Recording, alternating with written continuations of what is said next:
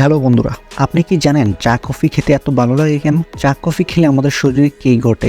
চা কফি বেশি খেলে কি ক্ষতি হয়? চা ও কফি বিশ্বব্যাপী অত্যন্ত জনপ্রিয় পানীয়। কেউ চা খেতে পছন্দ করেন, কেউ বা কফিতে স্বাচ্ছন্দ্য বোধ করেন। চা কফিতে প্রচুর পরিমাণ ক্যাফিন থাকে। এই ক্যাফিন আমাদের সতেজ ও কাজে মনোযোগী হতে সাহায্য করে। আমরা যখন চা বা কফি খাই সেটা প্রথমে পাকস্থলীতে যায়, তারপর সেখান থেকে একটা প্রক্রিয়ায় চা কফিতে থাকা ক্যাফিন নামক উপাদানটি রক্তের সাথে মিশে ব্রেনে চলে যায়। আমাদের ব্রেনে অ্যাডোনিসিন নামে একটা উপাদান থাকে। এটা যখন আমাদের ব্রেনের রিসেপ্টরগুলোকে ব্লক করে রাখে তখন আমাদের ক্লান্তি লাগে এবং ঘুমানোর ইচ্ছা জাগে। ক্যাফিন ব্রেনের অ্যাডোনিসিনের জায়গা দখল করে অ্যাডোনিসিনকে কয়েক ঘন্টার জন্য সরিয়ে দিয়ে থাকে। এজন্য চা কফি খেলে এনার্জেটিক অনুভব হয় ও জেগে থাকা যায়। তাছাড়া ক্যাফিন মস্তিষ্কের সেরোটোনিন ও ডোপামিনের মতো নিউরোট্রান্সমিটারের কার্যক্রম বাড়ায়। তাই চা কফি খেলে আমাদের রিল্যাক্স ফিল হয় ও মন মেজাজ ভালো থাকে। তবে ক্যাফিনের প্রভাব কয়েক ঘন্টা পর কেটে যায় এবং মস্তিষ্কে অ্যাডোনিসিন আবার তার জায়গা ফিরে পায়।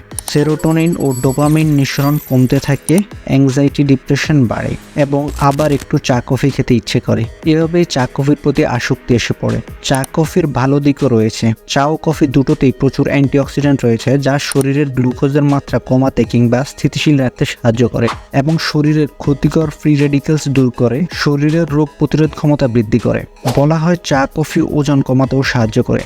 এখন প্রশ্ন হচ্ছে, চা কফি খাওয়া কি স্বাস্থ্যের জন্য ক্ষতিকর?